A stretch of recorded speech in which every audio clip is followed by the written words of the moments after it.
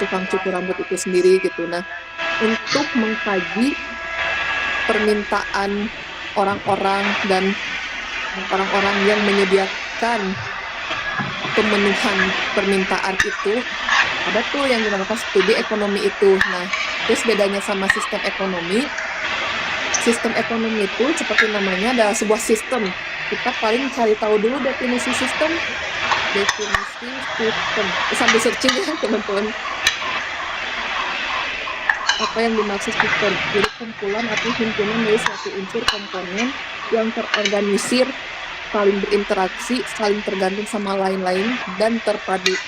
Nah, kalau digabungkan, sistem ekonomi itu berarti suatu pengorganisasian mengenai studi ekonomi. Nah, disebutkan di sini, kalau misalkan ditarik lagi ke atas, mati ya.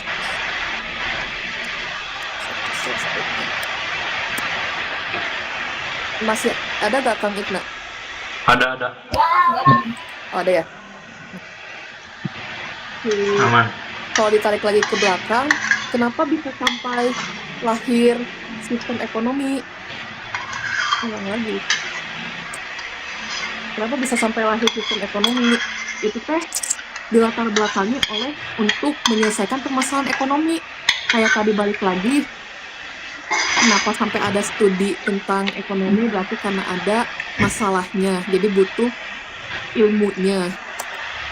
Nah, untuk si ilmu itu tuh gak cukup, karena itu tadi kayak, si sumber dayanya terbatas, tapi ada banyak keterbatasan lah intinya, ada banyak masalah yang dijelaskan sama rumusan ini. Kalau kata Samuel sama ada 3, ada what, berarti yang termasuk ke apa atau what ini tuh tadi kayak ada apa barang yang akan dihasilkan, berapaan, jumlahnya segimana, kapan didistribusikan atau diproduksi berarti ya.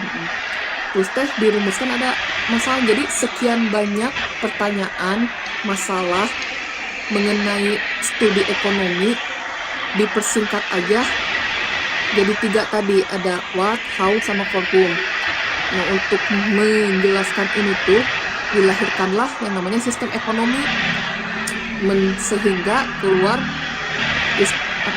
pengertian kata Gilaso, sistem ekonomi itu biar mengkoordinasikan si para masyarakat, berarti produsen atau orang-orang ya di sini para pelaku ekonomi, ke produsen, konsumen, pemerintah, bank dan lain sebagainya, ke kegiatan itu sendiri, kayak produksi, distribusi, konsumsi. Berarti kan kalau konsumsi si pelakunya konsumen, produksi pelakunya produsen.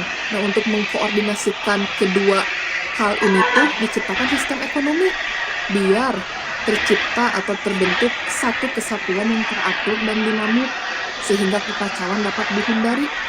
Seperti ini. Untuk menyelesaikan ketiga permasalahan ekonomi mendasar tersebut terbentuklah sistem ekonomi.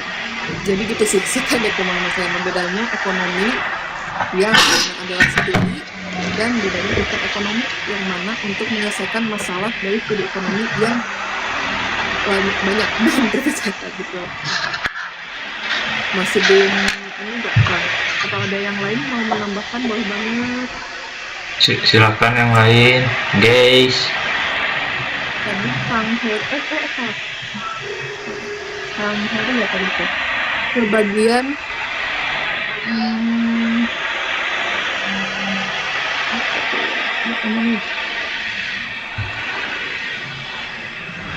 slide pekerja penuh ya. Slide pekerja penuh. Gimana kan?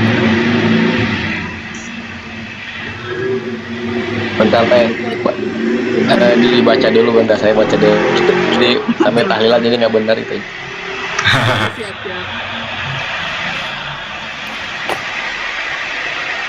Yang lainnya boleh sambil buka bukunya.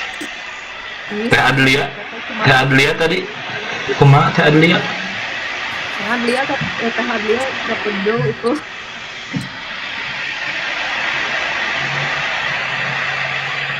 Pekerjaan penuh. On mic-nya aja Teh Adlia bisa udah ngomong. mau nanya ya, Kenapa? maaf kalau misalnya nggak ada materi soal eh, pekerjaan kamu sih. Hmm, menurut teteh atau menurut semuanya ya, kalau misalnya banyak lowongan kerja Mhm. atau banyak lowongan kerja termasuk di Indonesia ya, itu bisa meningkatkan ekonominya nggak? Karena ini kan Hmm. banyak lowongan kerja nih, banyak yang ngelama misalnya. Itu bisa meningkatkan ekonomi nggak? Bisa menaikkan ekonomi nggak? Atau malah menurunkan gitu? Soalnya kan sekarang mah kan nyari kerja juga kan banyak, harus bisa A B C D, harus Hmm. bisa menguasai elemen A B C Bumi D. ya. Itulah di Indonesia mah kan kayak gitu kan. Ah, hmm. Hmm, itu tadi mau nanya intinya tuh, kalau misalnya dengan banyak lowongan kerjaan tuh sebenarnya bisa enggak sih meningkatkan ekonomi Indonesia gitu tah. Ah, Atau malah menurun gitu nya Kang. Ya jadi kan asa hmm. kumaha gitunya ongko banyak lowongan tapi si masyarakat nanti mencek saya ya namanya Hmm. asa kumaha gitu tah. Tinggal itu nya asa gitu-gitu kena gini kan. Iya, Hmm. iya. Tuh maksudnya teh. Nah, kenapa coba? Ada yang lainnya? Kalau menurut Kang Heru sendiri itu kenapa tas?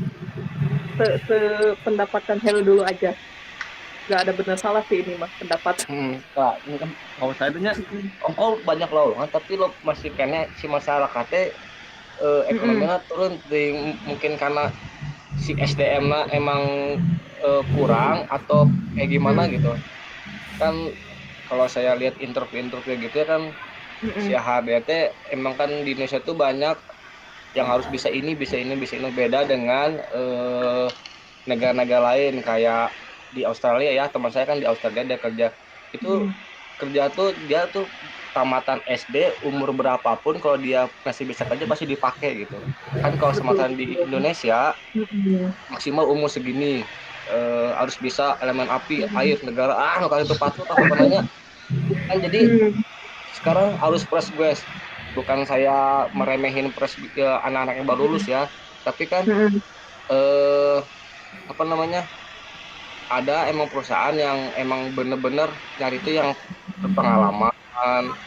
Tapi kok Mm-mm. sorry ya, bukan saya merendahkan S1 atau gimana juga ya. Saya gini, Mm-mm. ada yang S1 tapi dia nggak Mm-mm. punya kemampuan.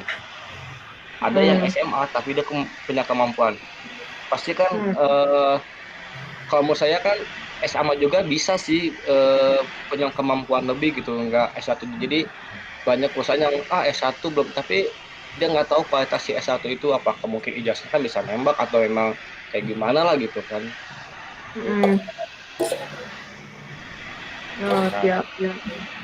Kalau bagi aku sendiri mah, eh, persoalan kayak yang barusan kayak S1 dan SMA itu kayaknya lebih ke paradoks gitu. Yang tadi ada di tingkat pengangguran.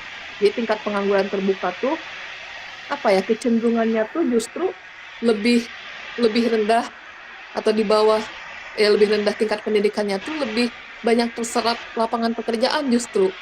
Jadi itu tuh kayak pertemuan yang klop sih. Jadi si tenaga kerjanya ya dia mikirnya, yang penting kerja dulu aja gitu. Siapa sih kasarnya gitu, siapa sih yang mau nerima lulusan SMP, siapa sih yang mau nerima lulusan SMA, misal ya ini mah. Apalagi SD gitu kan. Di satu sisi, si yang buka loker juga kayak memanfaatkan itu gitu, mirisnya. Kayak, tenaga kerja yang bisa dibayar murah nih kan sebutannya teh. hmm, Itu untuk menjawab yang kenapa yang SMA lebih banyak terserap daripada yang S1. Kadang juga sebagai S1 tuh terlalu gengsi mungkin ya. Pasti tingkatan gengsinya lebih tinggi daripada SMA gitu kan. Kayak gue udah bayar kuliah, gue udah ngeluangin ya uang, waktu, tenaga, pikiran, dan sebagainya, berkorban lah. Masa dapat kerjaan yang misalkan gaji 2 juta gitu misalkan. Beda sama SMA kayak sekarang kan dengan tingginya kualifikasi kerjaan itu juga jadi mikir ke mereka, aduh SMA siapa yang mau nerima gua gitu, udahlah jadi admin aja gitu dengan gaji 2 juta, terima-terima aja. Itu kayak lingkaran setan sih menurut saya mah. Nah terus teh pertanyaan yang awal tadi teh, kalau misalkan banyak loker itu bakal ningkatin ekonomi kita atau enggak. Itu balik lagi deh, kayaknya nggak akan bisa saklek harus misalkan lokernya harus banyak dulu. Oh enggak gitu, pada kenyataannya justru menurut data beberapa tahun ke belakang loker tuh banyak gitu. Demand loker tuh banyak, tapi si supply tenaga kerjanya banyak nggak memenuhi. Oke lah, di luar kualifikasi yang nggak ngotak, kayak harus bisa ini itu.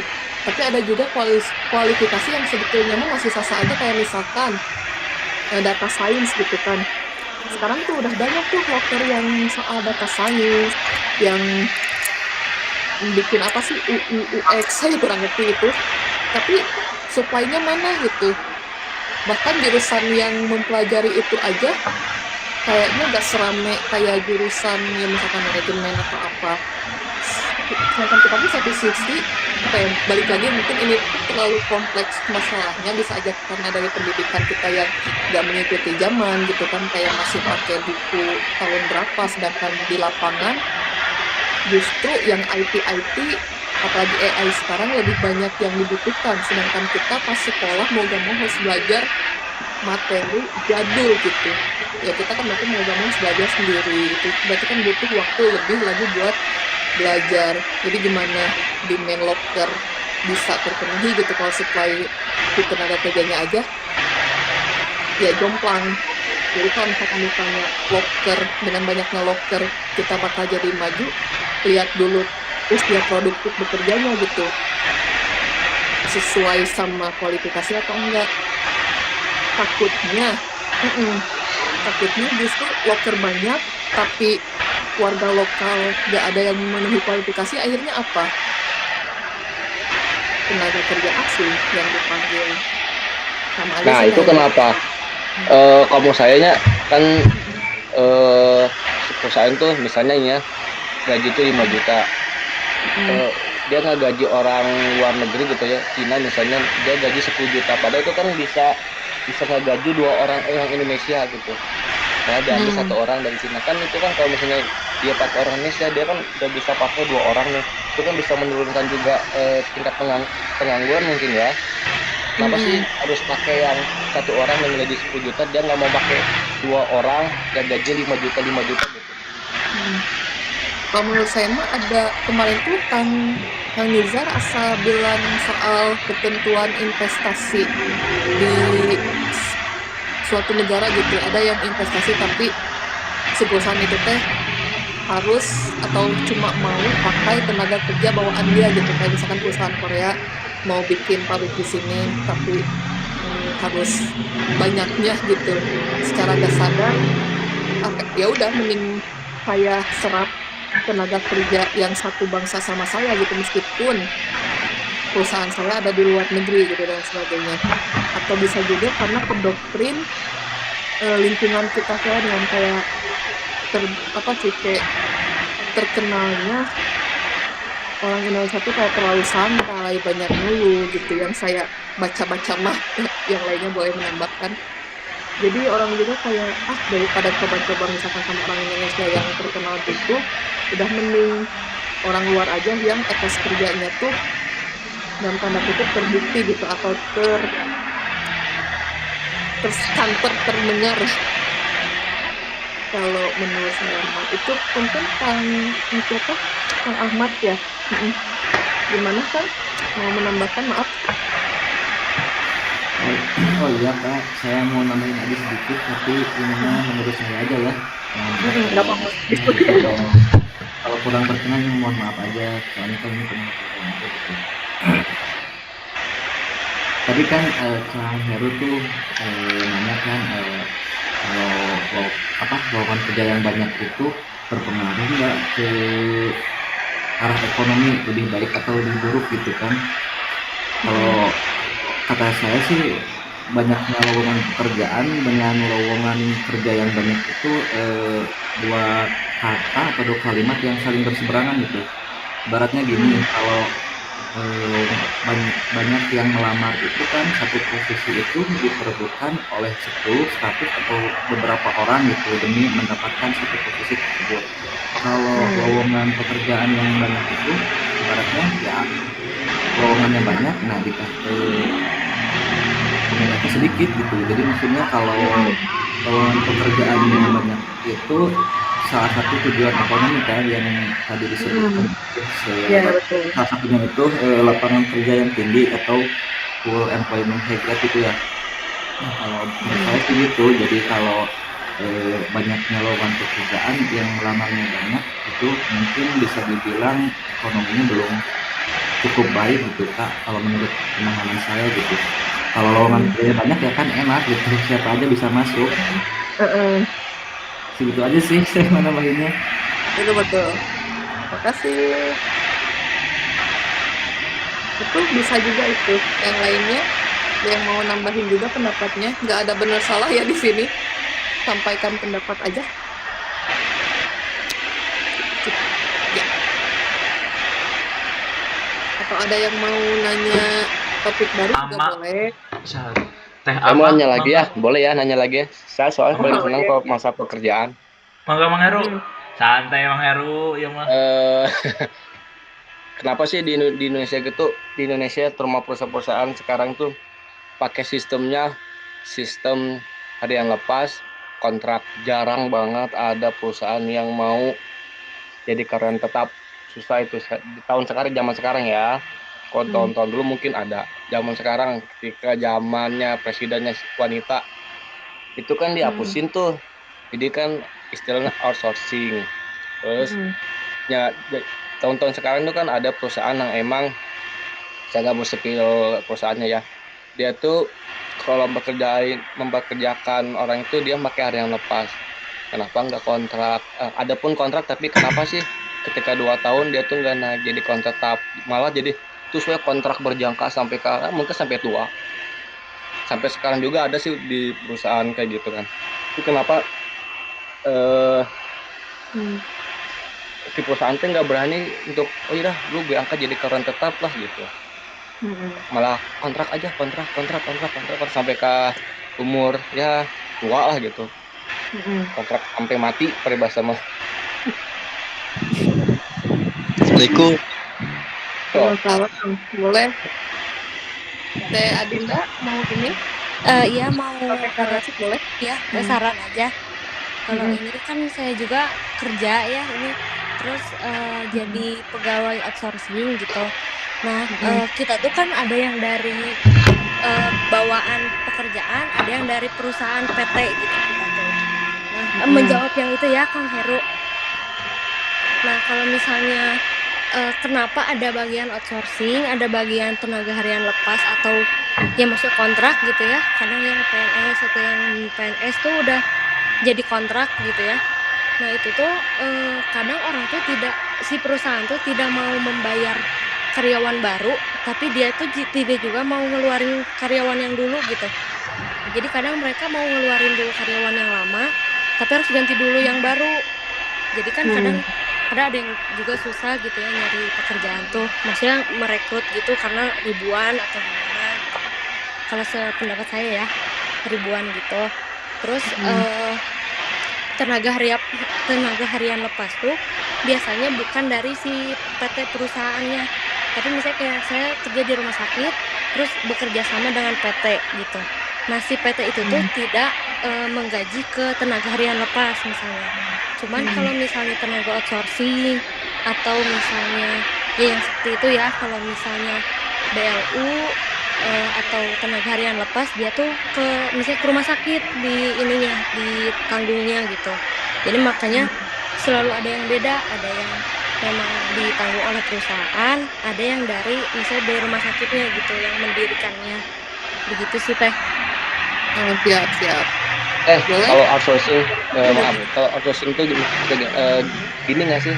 Saya ini dengar kayak gini, misalnya kita kerja di perusahaan A pakai outsourcing kan. Nah, tapi si perusahaan itu tuh bayar ke si outsourcing itu misalnya 6 juta, padahal kan UMR itu 5 juta kan. Itu tuh tapi teteh nerimanya itu di bawah UMR. Itu benar nggak sih?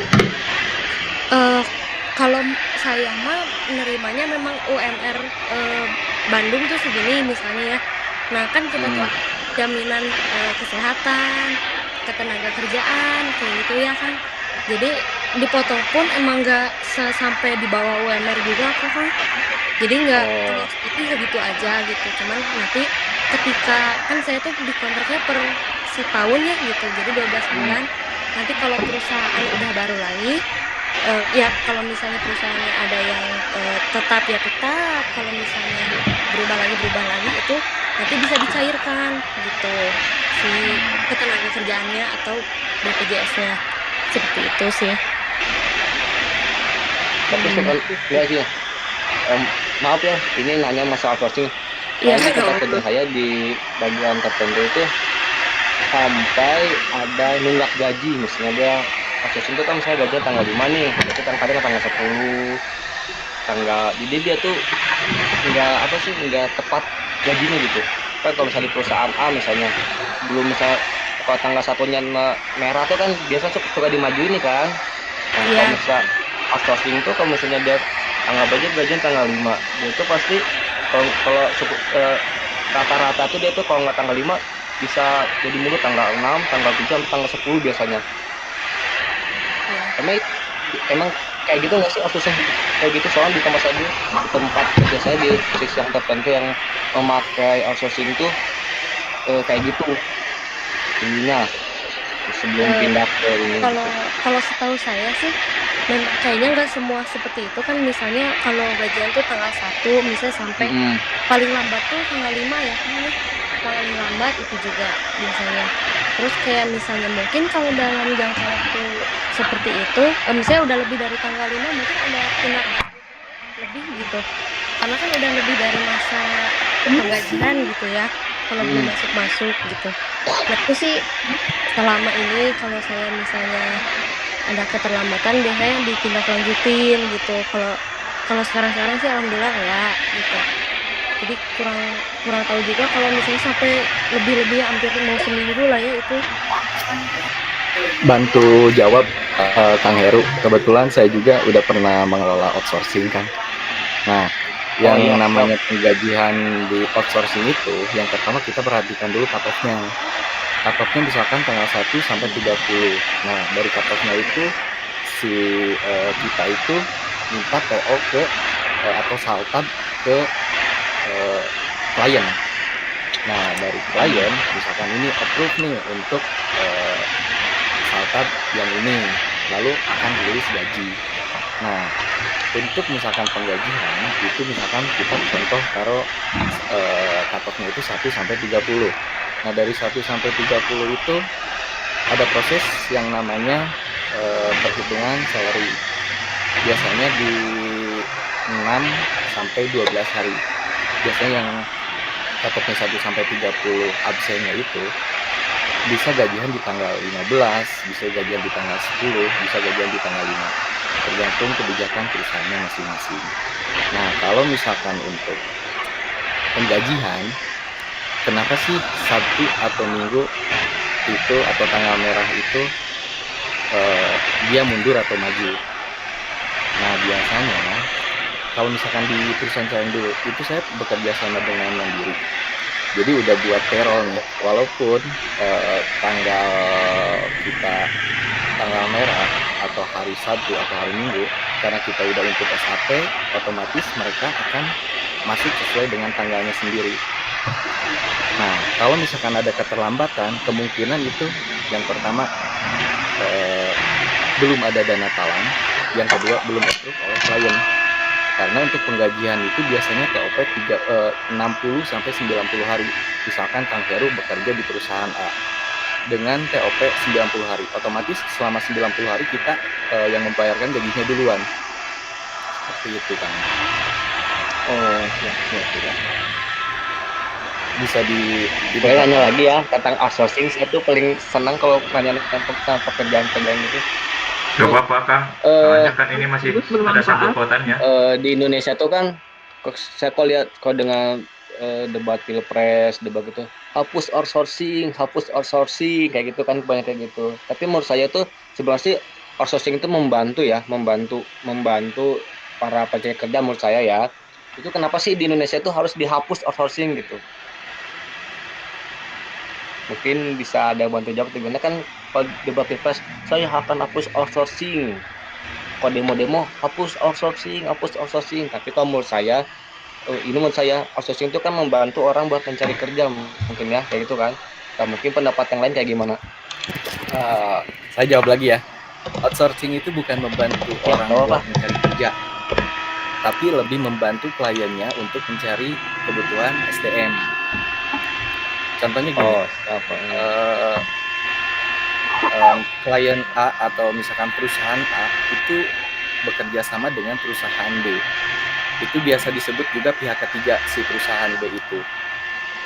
Nah, fungsinya si outsourcing itu agar yang pertama jelas dari segi pajaknya si klien itu yang menyewa outsourcing untuk mencari pegawai itu pajak lebih rendah, karena dari sistemnya pemerintahan itu perpajakannya itu bukan masuk di klien tapi masuknya itu di outsourcing gitu loh Mas.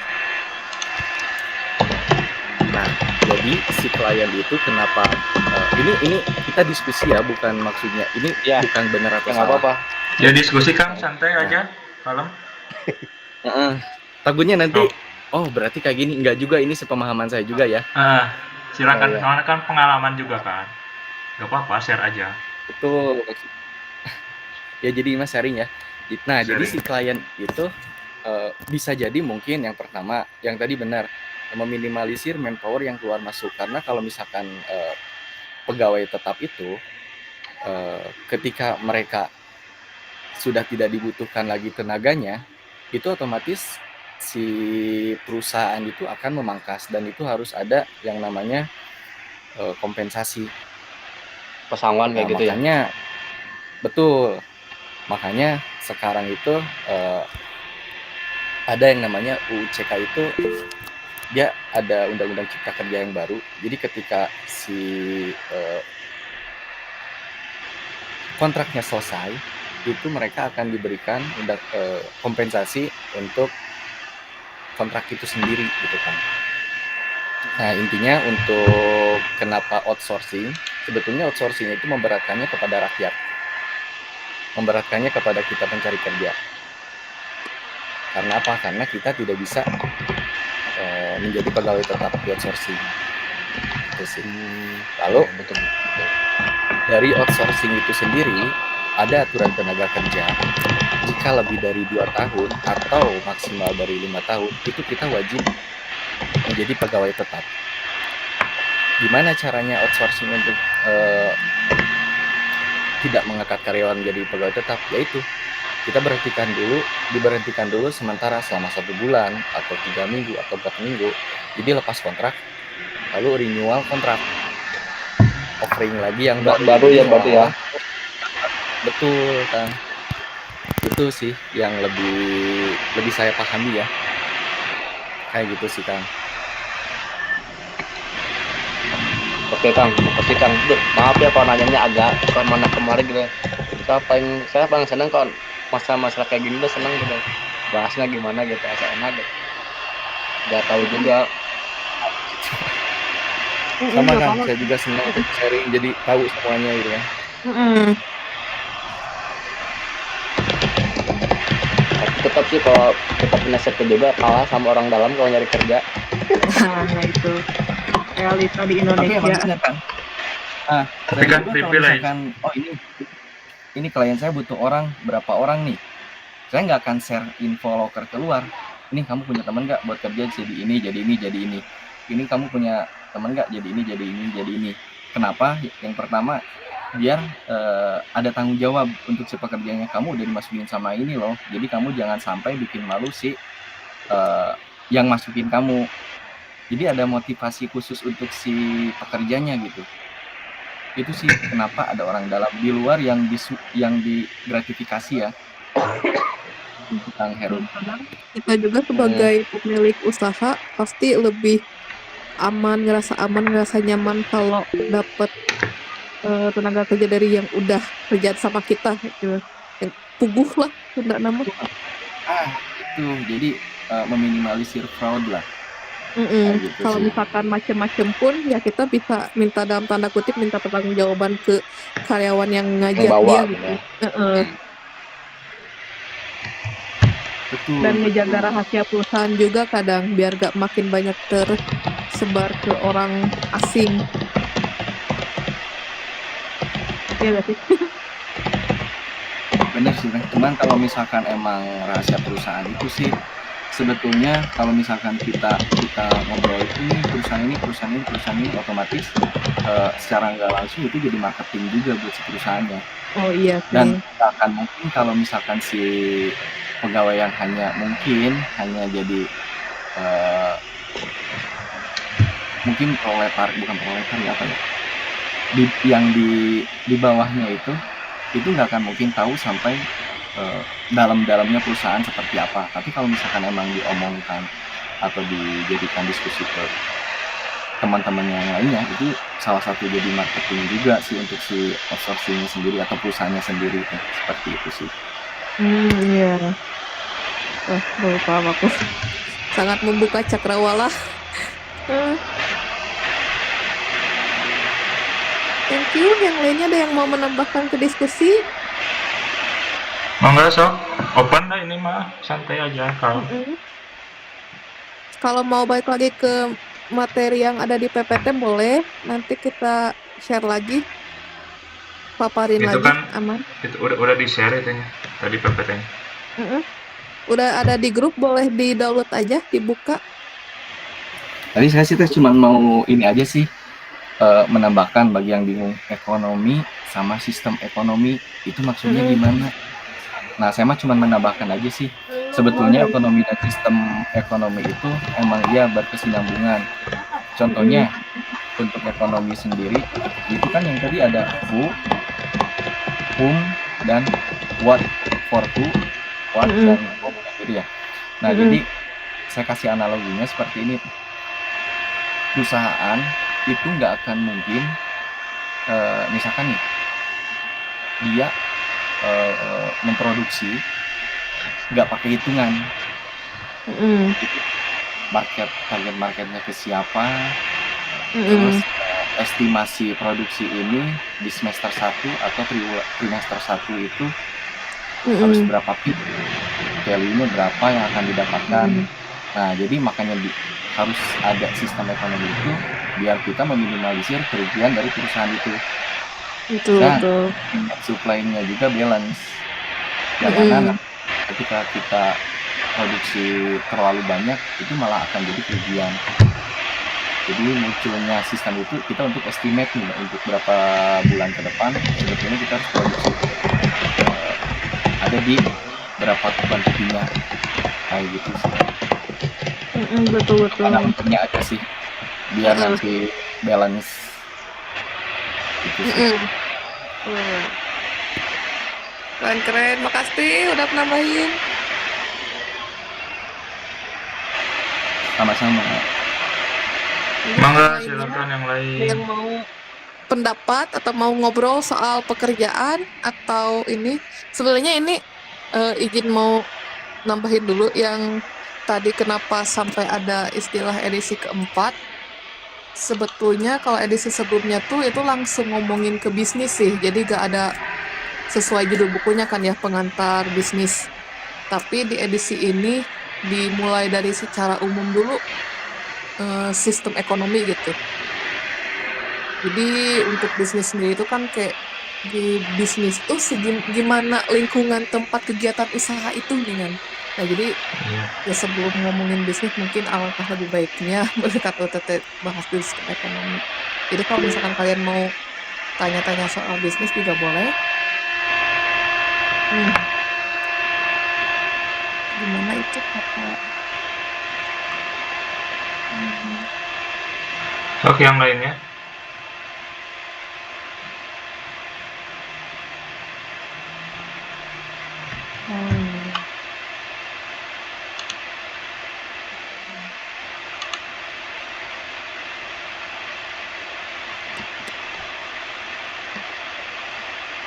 Kenapa gak ada pertanyaan Kang? Tumben biasanya kemarin banyak nanya itu.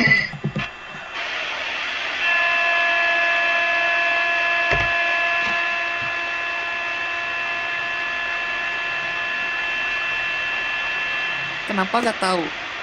Gak tahu apa yang digatauin.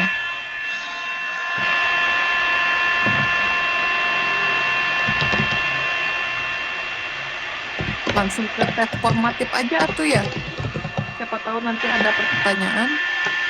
Boleh, silakan. Bentar. Masih saya enggak ya? Enggak. Oke.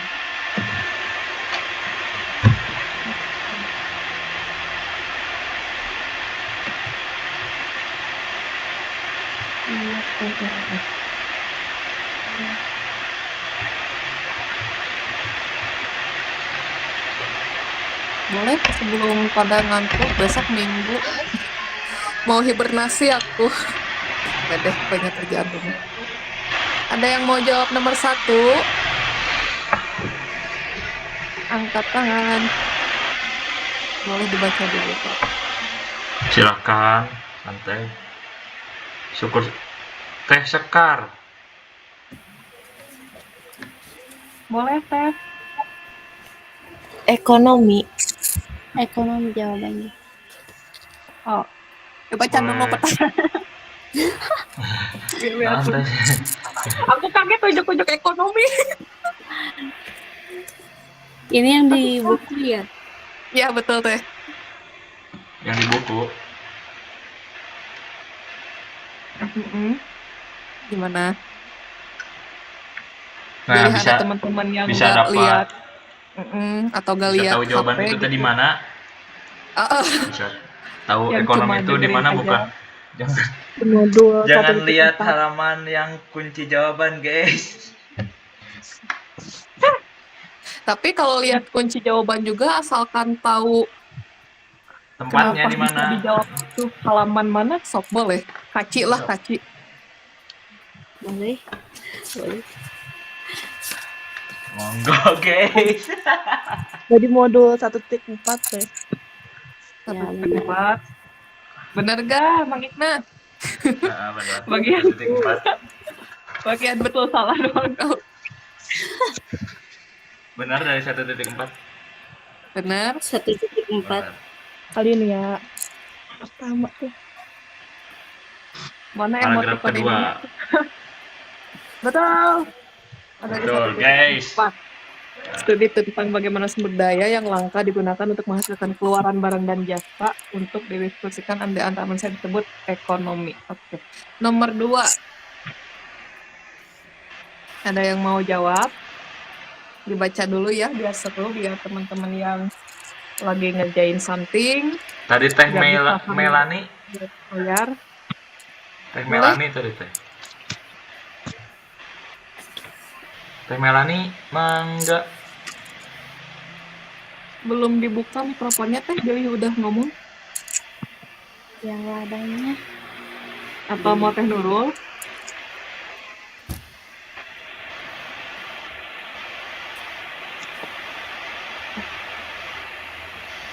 Teh Lula. Kira. Mang Ahmad atuh Mang Ahmad. Teh Lula wae. Mang Ahmad. Mang Ahmad Nomor mending 1. cicing wae materi ieu mah. Nomor 1 C ekonomi. Nomor 2, Mang. Mang, cacan Nomor ngopinya, 2. Mang. Nomor 2 konsumen. Kenapa, Mang? Dari mana? Kenapa konsumen? Karena sumber daya dapat mencakup salah satu atau semua hal. Berikut ini ada tanah dan sumber daya alam lain, ada tenaga kerja, ada modal, termasuk bangunan dan uang, dan kewirausahaan. Jadi kecualinya konsumen. Gimana Mang Ignas? Benar. Sorry itu ngetiknya typo nya output. Typo. Nomor 3. Betul ya. Silakan. 1.4. Sip, makasih. Mang Dendi. Teh Lula. Benar sudah sok bebas kita. Turatur. Boleh, sok cepet-cepet aja.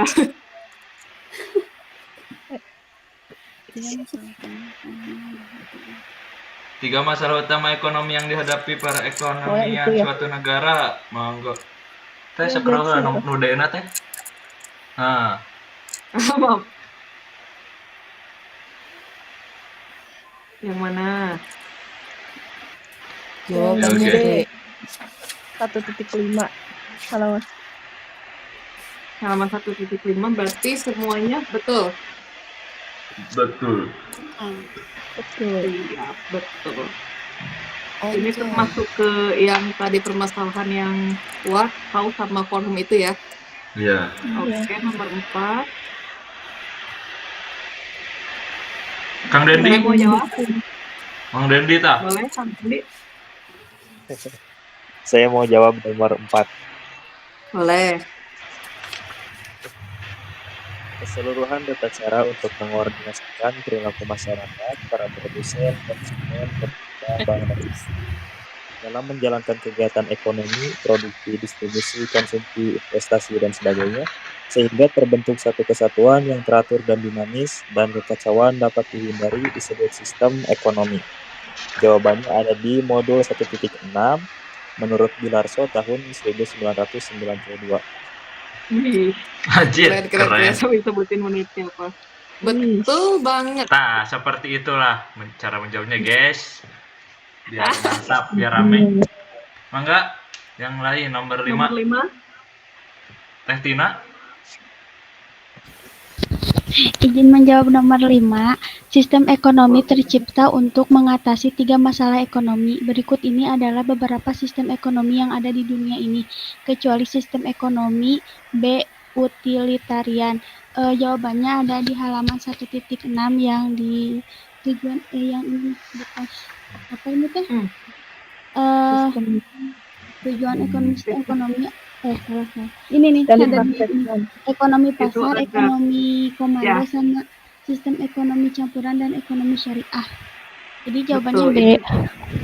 Betul, Teh Tina. Makasih.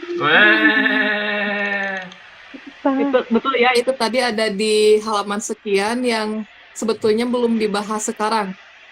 Jadi mending disimpan buat pekan depan aja ya, yang full ngebahas tentang sistem ekonomi. Tapi karena keluar di soal, jadi alhamdulillah sudah betul dimasukkan ke sini.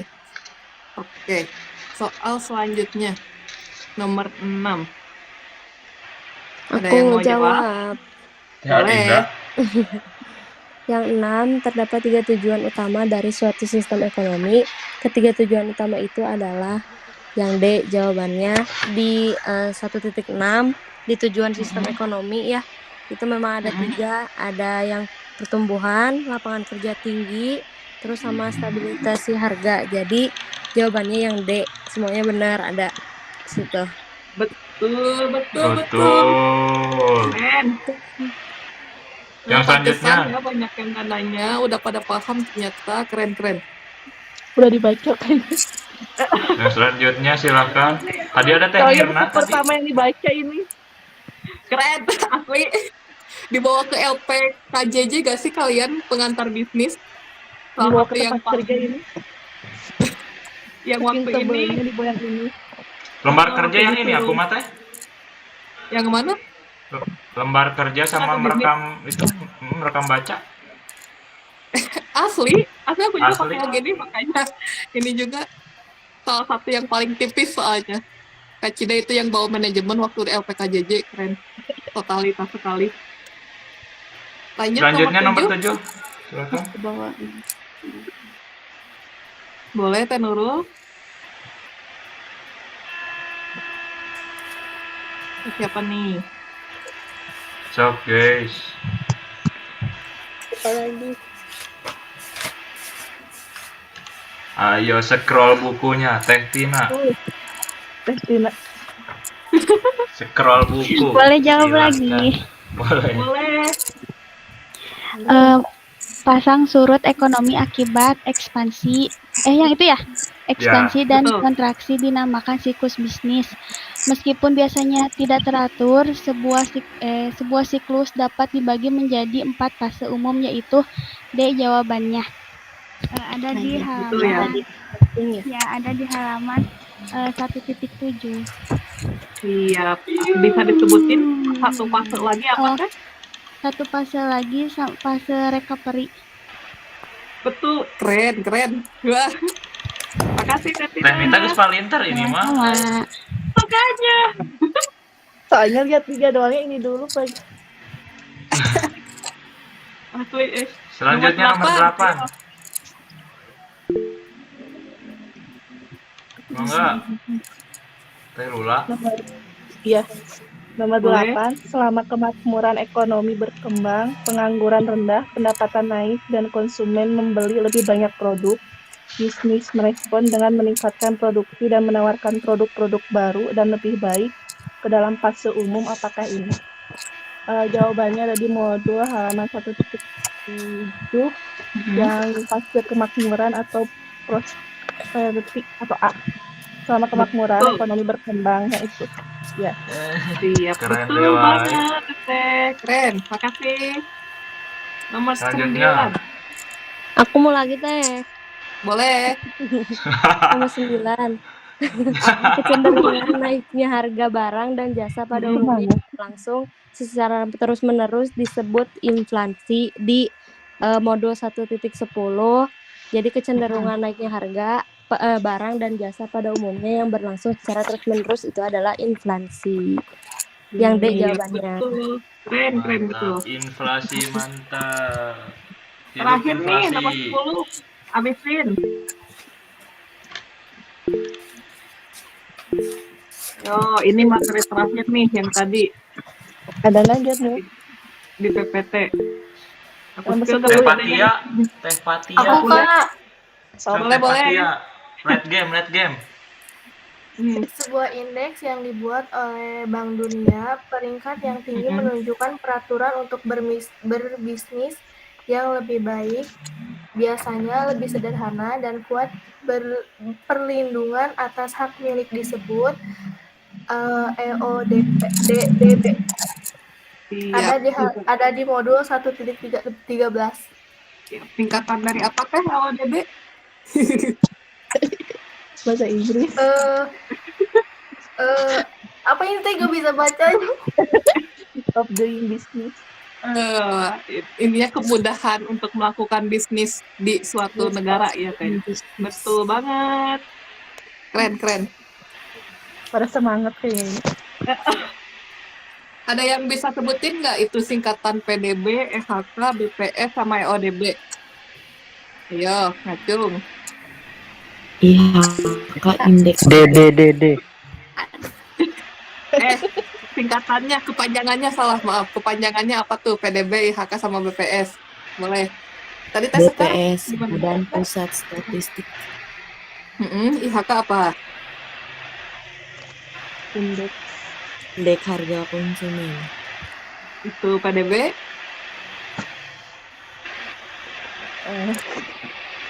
Produk domestik bruto. Ada guys. Anjir, Ismail. Nah, ini mah aku gak akan kaget sih kalau pas nanti ujian pengantar bisnis 100 semua ini.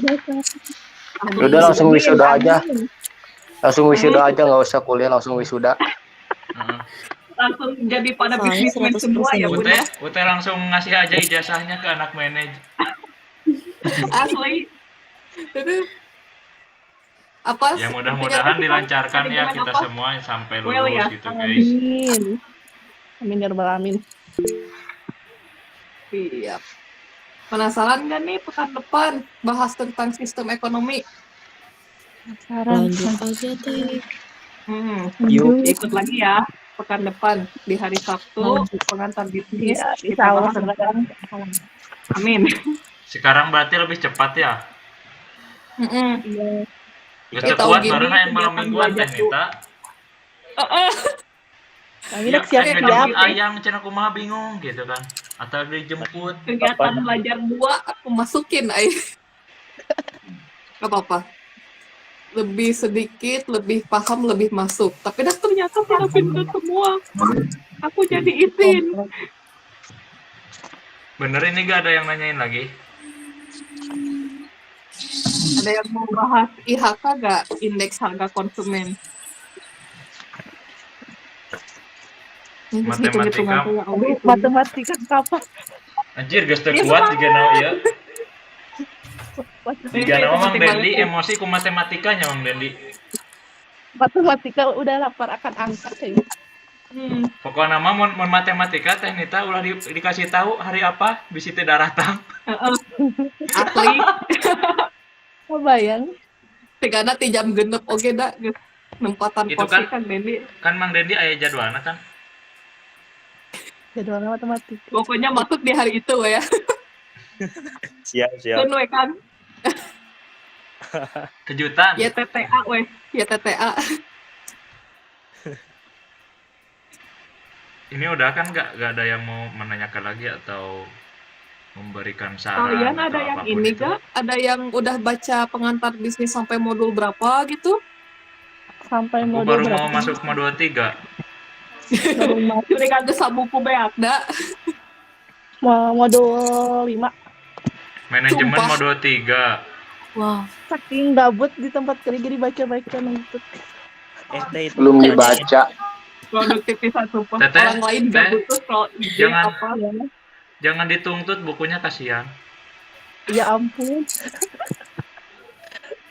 Salah naon eta buku. Iya sih. Mang Dendi ngomong Pengertian Dendi. pasar modal. Keun bae, Mang Heru. IHK kumaha tuh teu janten dah. IHK Barangkali Ada yang mau Sok Mang Ridwan. aku belum paham. Hitung-hitungan mah mulai cepet-cepet ya. sok abi belum baca IHK mah. Ini nih Mun hitung-hitungan mah ya langsung ngadadak mules. Nah, eta matakan Pengalaman. mengukur tingkat prestasi kan ya. Iya. Perbandingan sama tahu sehari. di buku pengantar bisnis selain IHK ada IHP, indeks harga produsen. Ada yang paham nggak? Bantu jelasin dong. Nah itu mau nanyain teh. mau nanyain tapi era ya. Perbedaan sama PE ya. Oh, IHK mengukur tingkat.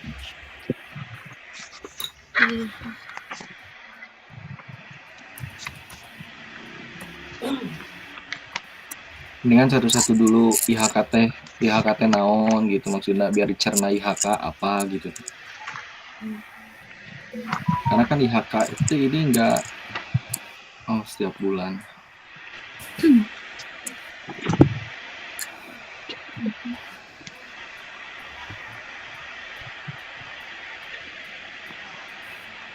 Ada yang paham indeks harga produsen? Halaman sabaraha teh? Halaman sabaraha? Hah? 1.12 Produsen. 12.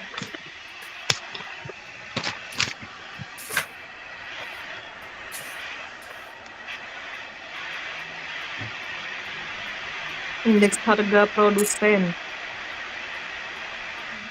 Eta mah urusan nu produksi berarti. IHP. Sih. 1.12. Iya. Oh iya yang ini. Berarti kayaknya sama juga teh. Cuma lebih ke bahan kayaknya. Itu mah. Coba bentar. Misalkan Rumus tahun IHP. Ada gak ya rumusnya? tahun sekian berapa harga apa? Bedanya? Ini Itu mah supplier ya? gini mungkin teh. Oh. Gini Coba mungkin teh. coba mengeriran. Kalau salah bisa direvisinya. Mangga. Jadi Aman. IHK itu berarti kan rata-rata pembelian untuk si konsumen dalam satu bulan itu biasanya konsumen belanja berapa nih misalkan nih bruto ya ini nih.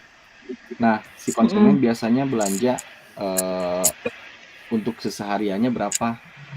Nah kalau untuk si produsen itu untuk menjadi suatu barang itu biasanya rata-rata si produsen itu dia membeli ke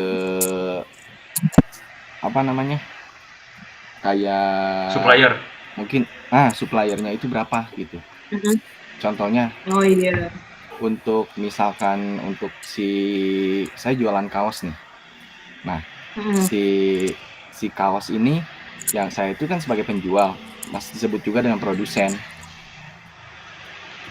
karena saya masih mendistribusikan barang ke konsumen. Nah, si produsen ini beli ke si apa itu disebutnya tuh, pabriknya itu, kainnya itu berapa, biasanya pembeliannya berapa untuk per bulannya gitu, untuk dibuat menjadi baju kayak gitu. Nggak, kalau misalkan ada yang salah bisa direvisi mungkin ya. Tapi kayaknya Jadi ini kan rumusnya mah lebih ke perbandingan harga sih ini teh.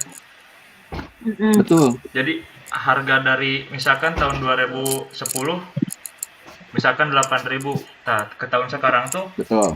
apa naik atau enggak gitu kan? Ada kenaikan Nah, bisa per betul. bulan atau Nah, itu kan disebutnya inflasi nih. Kayak gaji ke waktu SD dikasih jajan 1.500 cukup nggak? Cukup kan? Cukup. Atau dikasih jajan 20.000 cukup. Nah, sekarang Lebih dari udah kuliah nih. Udah kuliah jadi 50.000. Itu kan berarti terjadinya inflasi. Inflasi itu kalau nggak salah itu kayak kenaikan bahan. nah, Itu itu juga teh bahan. mungkin. Gitu ya. Ya bener, Jadi ngukur laju kenaikannya inflasi. itu berapa persen? Tak gitu. Kenaikannya itu berapa persen gitu Jadi dibandingkan misalnya berapa kayak tahun yang pasal lalu. 10.000 tahun ini berapa, tahun depan berapa gitu. Berarti ini teh tiap Betul. tahunnya kan? Kalau misalkan dilaporkan Tiap setiap bulan. Bisa tiap bulan juga sih kan. Betul. Oh, bisa ya. Kalau misalkan setiap bulan contohnya harganya naik, biasanya yang sering naik itu rokok. Iya. Nah, rokok Obat itu juga gitu. cukainya itu dari bulan ke bulan biasanya naik otomatis. Kalau misalkan atau kumanya biasa indeks harga produsen. Nah, biasanya si tembakaunya itu dia itu tergantung musim. Jadi musim ini musim hujan, kecuali yang udah dibeli ke tengkulaknya. Contoh ini saya pesan setiap bulannya itu segini dengan harga segini dengan nilai kontrak yang sama. Itu minim untuk kenaikan dari IHP-nya sendiri. Nah, contohnya saya ini beli ke pabrik. Pabrik ini kan harganya itu bisa berubah-ubah per bulan.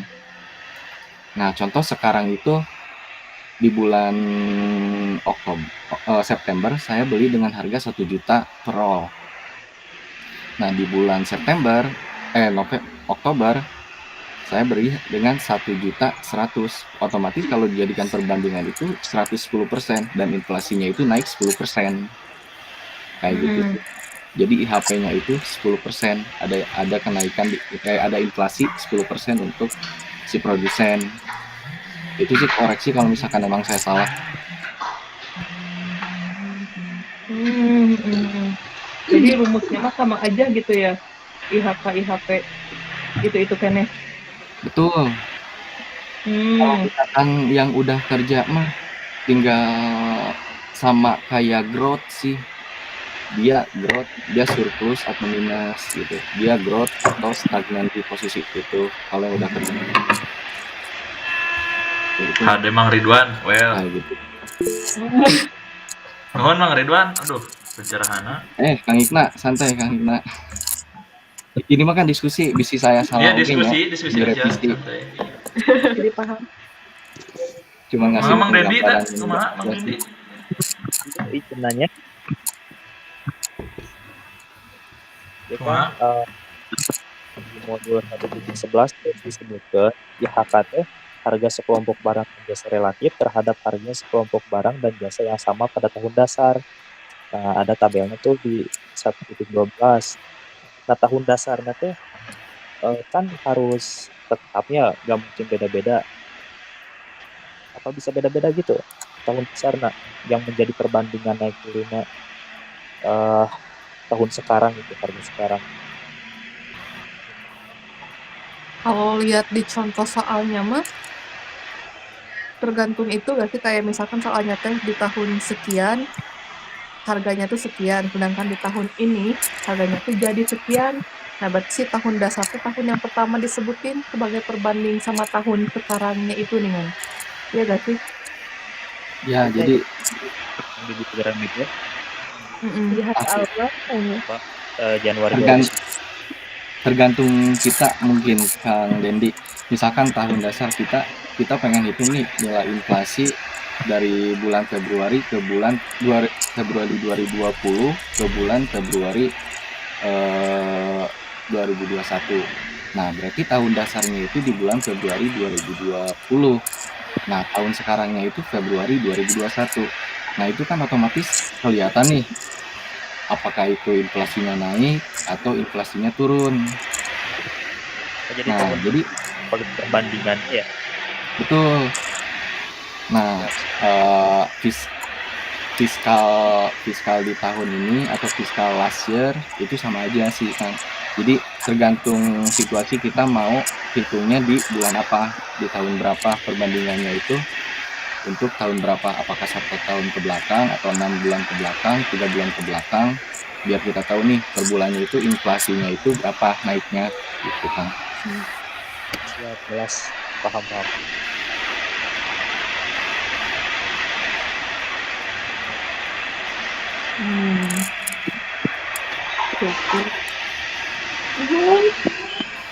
Kenapa dikali 100 itu biar jadi persen kan ya? Iya. Sama itu kan ya sebenarnya mah itu tuh kalau lihat di bukunya mah kayak sih nggak bener-bener dikurangi 100 gitu.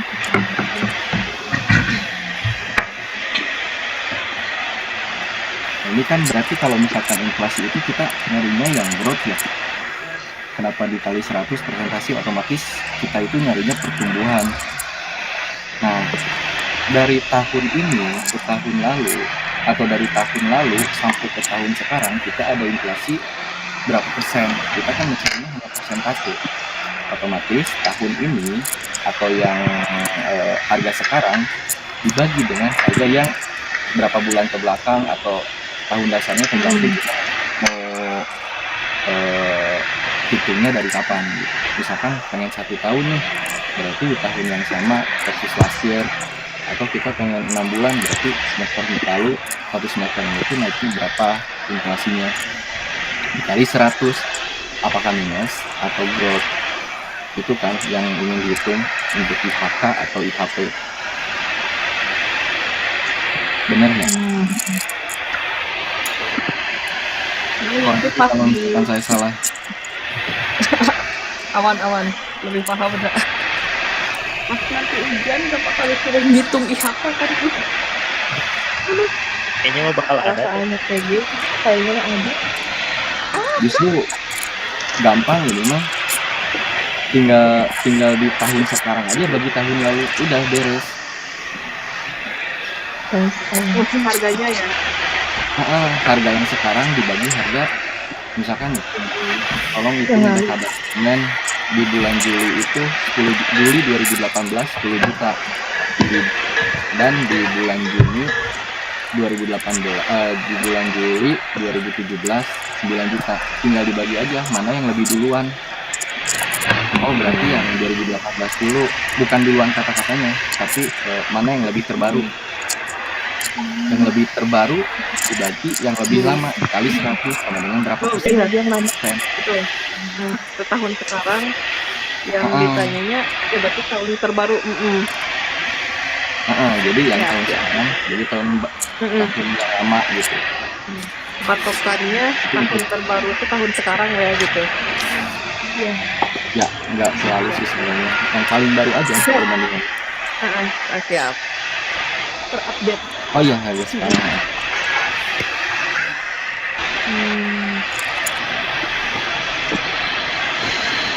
Keren.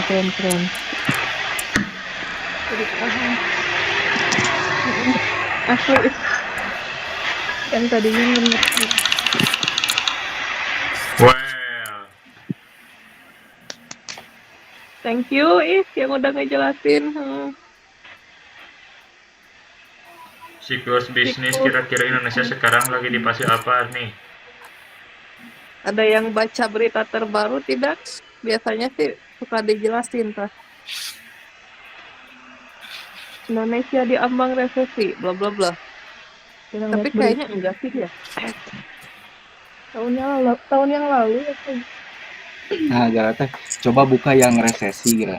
kan tadi Indonesia diambang resesi. Artinya resesi itu apa sih? Ini. Nah, fase resesi. Berarti ada di mana? Dari yang asalnya tinggi jadi kerendah kan? Kalau dari Melambatnya ini teh, melambatnya ekonomi suatu negara. Nah, melambatnya ekonomi suatu negara berarti ada di fase resesi. Benar ya? Iya berarti Iya. Indonesia lagi di fase itu berarti. Nah, kalau misalkan contoh negara-negara berkembang harusnya ada di fase recovery atau prosperity. Karena dia sedang mencoba naik ke atas untuk skala kesejahteraan rakyatnya. Nah, harusnya ada di prosperity atau minimal di recovery. Nah, sekarang dia ada di resesi.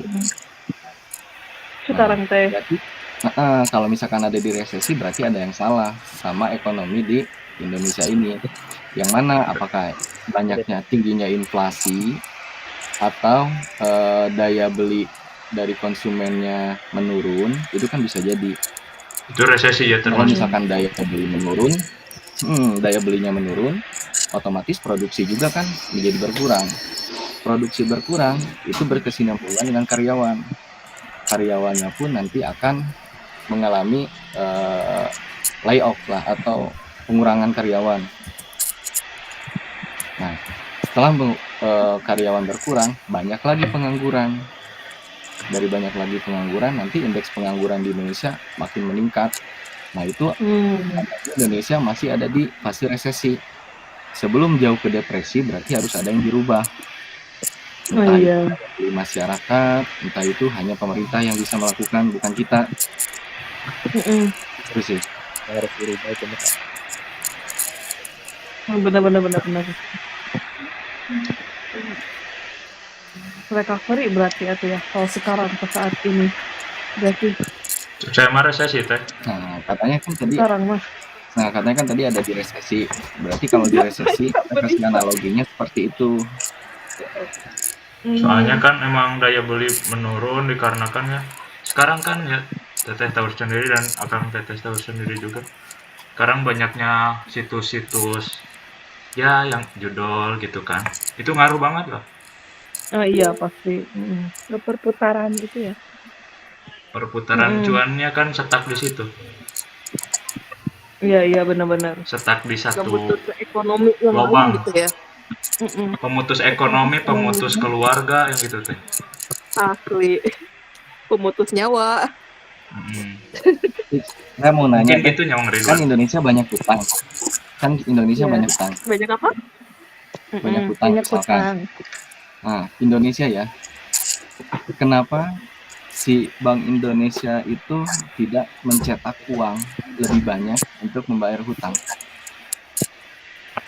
Karena kan inflasi gak sih? Bisa inflasi. Kalau Iya, naik harganya semakin banyak uang yang dicetak semakin menurun harga. Nah, Semakin naik. semakin banyak uang yang dicetak, logikanya kita banyak uang, justru kita lebih banyak membeli. Iya. Tapi kenapa Jadi bisa inflasi? negara apa sih yang uang banyak tapi nggak berguna gitu? Zimbabwe guys. Iya. Tidak seimbang. Benar. Mau nanya boleh tuh? Boleh. Boleh nanya nggak? Menanya Cina teh. Boleh silakan. Barusan Boleh, yang boleh. membahas tentang apa sih nilai rupiah dengan dolar ya. Nilai yang mana? Nilai rupiah itu berapa sih? Kurang lebih ya 15.000 ya. Sekarang di bawah 16. Nilai dolar itu. Nah, gimana kalau misal kayak Indonesia itu ngurangin 3 nol di belakangnya itu bisa kita sama dengan menaikkan nilai rupiah nggak sih kalau kayak gitu? Misal Itu mah kalau kayak nilai 100.000 itu kita dibuat jadi 100 aja gitu. 100 rupiah itu senilai 100.000 gitu. Itu sama nggak dengan upaya kita menaikkan nilai rupiah kita? Itu yang sama kayak Zimbabwe redenominasi. punya kan, redenominasi. eh bisa-bisa aja Kang. Mungkin kayak Jepang, satu yuan, $1, kayak US aja, $1, $2, Soalnya kayak $3. pernah denger gitu, kayak gitu mungkin. nggak tahu isu aja gitu, nggak tahu apa gitu, kayak katanya Indonesia mau ngilangin 3 digit 0 di belakang, tapi nggak tahu bener nggak tahu. Kalau itu mah kayaknya nggak berpengaruh sih sebenarnya. Hari riweuh sih ya teteh Harusnya. Harusnya nggak berpengaruh. Bukan satu solusi kan? Cuman itu mah kan. Nah, yang lebih berpengaruh itu seperti kasusnya di Zimbabwe. Nilai tukar dolar Zimbabwe, 1 juta dolar Zimbabwe itu hanya dihargai berapa rupiah gitu. Nah, itu salah satu contoh inflasi. Mau didenominasi tetap itu untuk harga untuk karena kepalang udah terlalu banyak, jadi mau didenominasi juga tetap akan terjadi nilai tukarnya seperti itu, tetap akan segitu-gitu juga.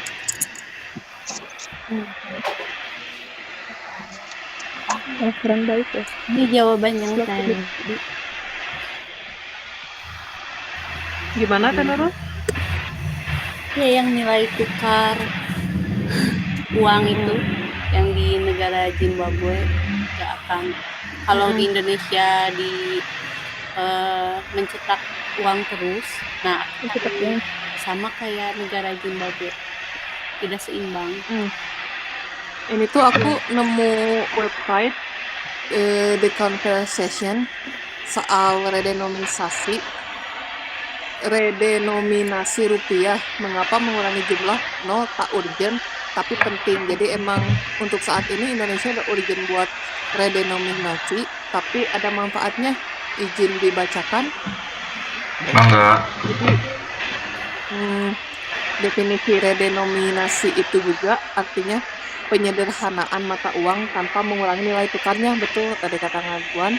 Jadi artinya tuh hanya jumlah digitnya saja, jadi yang kayak mengurangi 0 itu tuh pernah dilakukan sama Turki, Zimbabwe, Venezuela, dan Brazil. Rusia juga pernah tahun 98. Nah, tapi secara historis redenominasi itu seringnya digunakan oleh negara yang hiperinflasi, inflasi yang berlebihan, sama dalam kondisi perang. Nah, Indonesia kan sekarang alhamdulillah nggak dalam kondisi perang dan nggak hiperinflasi juga gitu, jadi nggak urgent sebetulnya, tapi ada manfaatnya cina. Jadi hal yang tidak urgent bukan berarti tidak penting. Manfaat yang pertama tuh memudahkan proses administrasi dan pencatatan terhadap seluruh aktivitas perekonomian. Peningkatan efisiensi dari segi pencatatan yang tadi. Terus yang kedua, kemudahan pencatatan lagi ternyata menghemat banyak angka dalam dokumen, bla bla bla. Mampu mengurangi penggunaan tinta dan kertas. Ya Allah.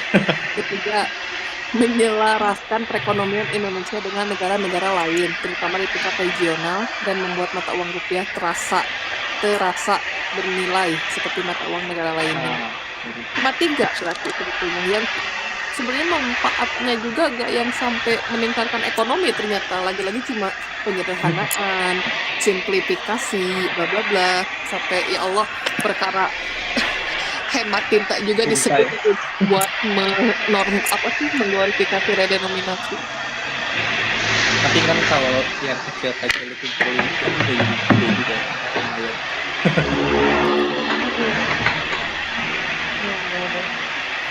Tapi kadang ya sih, apalagi bagi orang yang kerjanya di keuangan, apalagi masih baik tangan ditulis, gue masih nulis 0 coba. Kan kayak ngehemat tinta satu Indonesia kan mungkin berapa botol tinta? Benar-benar asli. Kayak pernah ada juga yang tahu kan, yang waktu saat kita saat makan ngebuang 1 butir nasi. 1 butir nasi 1 gram.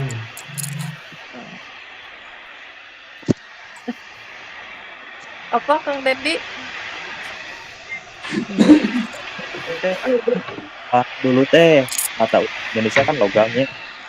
Nah, Kenapa? datang Kenapa? kerja.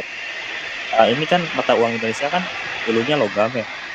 Oh, dulu atau cuma pas masa megalitik? Bentuknya atau Ya ini aja deh langsung pertanyaannya.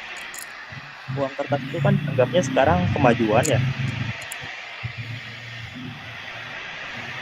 Hah? Uang kertas itu kan kemajuan dianggapnya. Ya, kenapa nggak emas aja gitu kan sekarang di barat lagi mengusulkan emas. Emas yang paling tabu itu tingkat inflasinya nggak bakalan inflasi. Kenapa negara kita nggak Pernah dengar gak sih teori konspirasi emang sengaja? Di sini ada yang percaya sama Rothschild itu gak sih? Ini saya pernah diskusi sama teman masalah ini tentang kenapa sih nggak diberlakukan emas, karena yang paling berpengaruhnya itu nanti kepada Bank Dunia. Bank Dunia itu memonetisasi dunia agar cuman saya lupa lagi ya untuk intinya seperti apa. Jadi intinya kenapa diajukan uang sebagai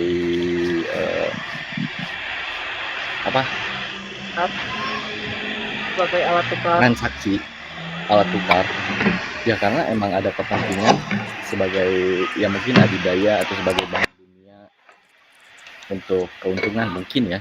Ini karena kita juga kan nggak tahu alasannya kenapa seperti itu, karena kan dari zaman dulu sebetulnya nilai tukar itu dari zaman Nabi Muhammad itu kan kita butuh ini ditukar dengan barang atau dengan dirham kalau nggak salah. Nah, kenapa bisa jadi uang? Ya mungkin ada kepentingan sendiri yang disebutnya itu kapitalisme atau bukan? Tapi asli muncul ke situ. Kebanyakan baca teori konspirasi kayaknya. Jadi emang si uang itu sengaja diperkenalkan sama satu entitas. Dan demi apa ya? Demi mereka tuh bisa memonopoli si emas itu sendiri gitu. Asal pernah ada di YouTube apa gitu, kok bisa atau apa lupa, atau Historipedia kayak awal mulanya kenapa nilai tukar si emas ini kenapa jadi tidak berharga kertas gitu. Ada penjelasannya, dah lupa itunya mah. Itu teh suatu bentuk membodohi kita semua. Jadi emas tetap dikuasai sama ya bank sama apa, kita tuh dikasih kertas dengan ini bisa jadi alat tukar yang which is work sih untuk sekarang. Cuma pas nanti ada satu kejadian uang kertas tidak bernilai yang diterima cuma emas, pada lari kemana gitu kita, pada nyari emas kemana. Kalau saya pakai logika ya, emas di seluruh dunia ini ada berapa sih? Terbatas. Ya sih. Makanya dibuatlah nilai tukar berupa mata uang, berupa uang. Karena kalau misalkan kita pakai, ini logika doang ya, karena kalau misalkan memang kita pakai emas itu tidak akan mungkin mencukupi untuk di dunia ini. Karena di sistem ekonomi demand-nya itu banyak tapi supply-nya nggak ada, ini akan jadi hancur. Maka nantinya akan jadi dimonopoli si keuangannya itu kalau misalkan memang terjadi seperti itu. Jadi salah satu orang yang berkuasa itu mereka akan ngambil beberapa persen emas yang ada di dunia itu untuk dikonsumsi sendiri. Kalau misalkan pakai logika, ada bagusnya juga sih. Nah, saya juga mau nanya teman-teman ini, dengan sekarang yang menuju generasi 2.0, kita nggak punya uang secara cash tapi kita masih beli dengan kuis, dengan Shopee atau dengan judi-judi online, itu sebenarnya kita uangnya nggak ada, tapi kenapa bisa beli? Uangnya ada di mana? Sama kayak gitu. Kalau di klinik sampai jauh sebenarnya saya juga belum cakap kan ya kan konstitusi. Cuman kalau secara logika gitu sih, kenapa nggak sama emas? Mungkin itu salah satu jawabannya. Emas nggak untuk manusia di dunia, untuk sebagai jadi apa?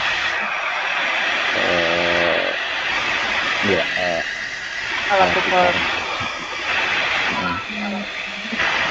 Yang lebih bagus sih jangan lagi dulu mereka punya apa ditukar dengan apa, itu sih yang lebih bagus. Ya. Barter. Jadi itu kalau misalkan kayak gitu Itu bener-bener emang sih kalau barter di rumit gitu. Kayak misalkan kita tuh butuh barang di si A, sedangkan kita cuma punya itu barang ini, si A tuh gak butuh barang ini, bingung juga sih ya. ya emang bingung juga. Cuman nanti juga kalau misalnya udah ada sistem ekonomi kayak gini, oh ini biasanya yang lebih dibutuhkan ini biasanya lebih dibutuhkan ini. Iya. Jadi Nah, market juga gitu. masih hipotesis ya, maksudnya belum ada belum ada Iya. lanjut. Nah kalau misalkan emang ternyata lebih banyaknya pakaian yang dibutuhkan, dan nanti itu si pakaiannya itu akan menjadi lebih mahal. Nih saya punya celana ini tukar sama pakaian, nah itu pun terjadi inflasi itu seperti itu. Jadi pakaiannya itu sedikit, apapun yang manusia lakukan untuk mendapatkan si pakaian pun kejadian sampai sekarang. Tadi itu banyak, tapi kenapa masih banyak rakyat-rakyat yang kelaparan?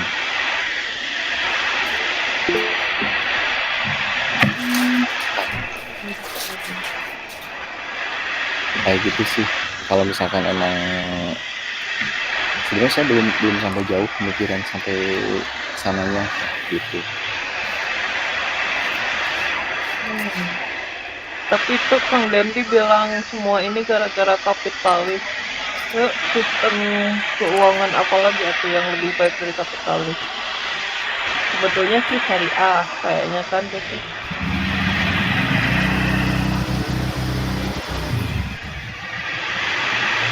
Ya benar, dikontrol sama kapitalisme.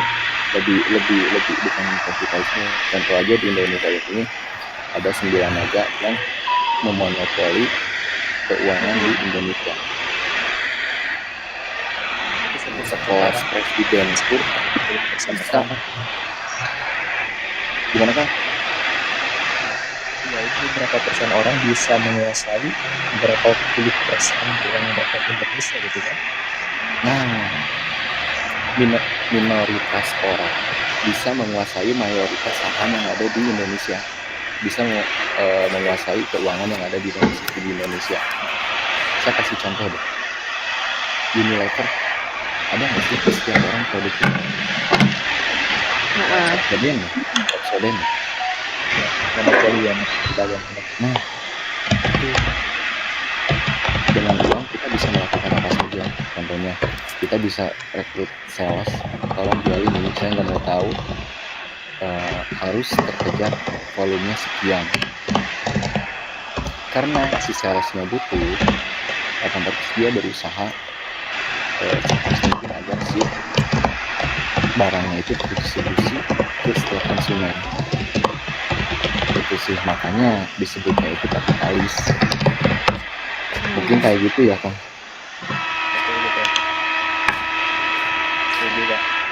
Jadi negara kita emang dikandalkan sama kapitalis susah buat ngepernya kecuali dengan membuat sistem yang sendiri. Nah, jadi ya kalau udah dikasih ya udah, kita mah hanya bisa mengikuti. Melawan gak sih? Ya kalau siap Mangga melawan. Sekelas negara aja. Ya. Nyawa taruhan. Bukan lebih ke melawan sih, lebih ke melarat, nanti bakalan dibikin melarat. Jangan coba-coba dah. Masih pion kita mah. Lagi melawan Disentil, masih nyamuk, disentil mati. masih bahan baku, kita mah belum jadi pion. Oh iya. Pion itu yang udah ada di kementerian itu baru jadi pion. Ah, Kita benar masih bahan benar. baku, belum dibuat sama sekali. Bahkan non eksis kita mah ya Allah. Nah, Aku terinspirasi dari ini sih, Belanda kan ini sangat kuat, setengah abad di Indonesia kuat dan Indonesia tetap di 350 tahun Belanda. bergerak. Kita kuatkan keyakinan kita saling memperkuat pemahaman tentang sistem ekonomi yang benar. Nah nanti setelah kuat, ya udah kita revolusi bareng-bareng. Benar. Eh, 2152 Matinya juga jangan bareng-bareng. Saya mah lebih setuju ke ini kan. Kita lebih harus membentuk mentalitas yang kuat di diri sendiri, yaitu dengan cara anti korupsi, tidak mengajarkan untuk tindak korupsi. Karena apa? Semua ini terjadi. Belanda itu kan, kenapa Belanda bisa menjajah di Indonesia? Tahu kan? Awalnya sebelum VOC itu datang itu siapa sih? Mark van Holsten siapa? Dia itu datang ke Indonesia untuk mencari rempah-rempah. Dia itu bermain dengan salah satu gubernur yang ada di entahlah itu Jawa, saya nggak tahu juga.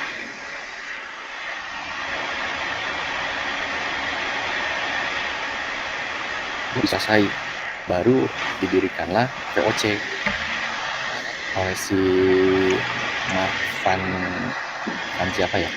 Van Houten.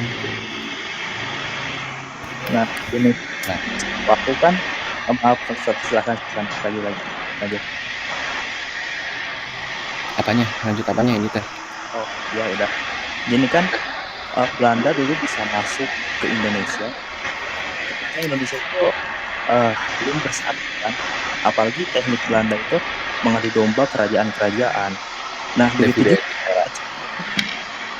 juga dengan kita sekarang, ya kuatkan internal kita gitu. Kita perkuat pemahaman, kita perkuat mentalitas kita.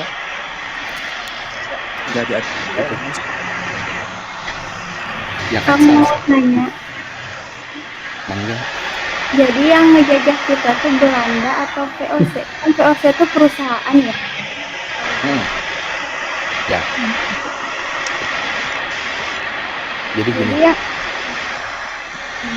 penawaran saya ya. Jadi VOC itu kan emang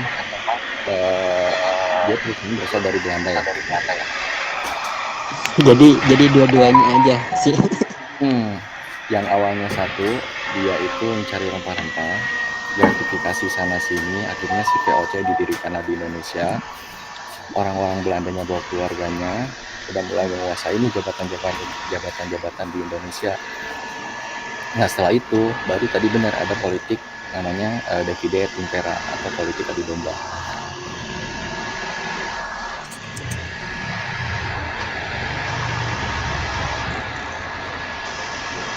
Bisa juga mereka itu jadi bersih tegang lah, sehingga perang. Nah disitu si Belanda bisa masuk. Kamu ikut dengan saya, nanti kamu bisa